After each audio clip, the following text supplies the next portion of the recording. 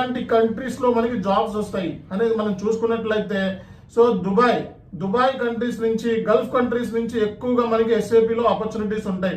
Minimum package 3 లక్షలు లేదా అంతకంటే ఎక్కువ ఉండొచ్చు, ఎక్కువ వచ్చే ఛాన్సెస్ ఎక్కువ ఉంటాయి అన్నమాట. అలాగే మనకి మలేషియా, సింగపూర్ నుంచి, అలాగే మనకి UK నుంచి, అలాగే జర్మనీ కంట్రీస్ నుంచి, అలాగే కెనడా నుంచి, అలాగే USA నుంచి మనకి ఎక్కువ ఆపర్చునిటీస్ SAP లో ఉండే ఛాన్సెస్ ఉంటాయి.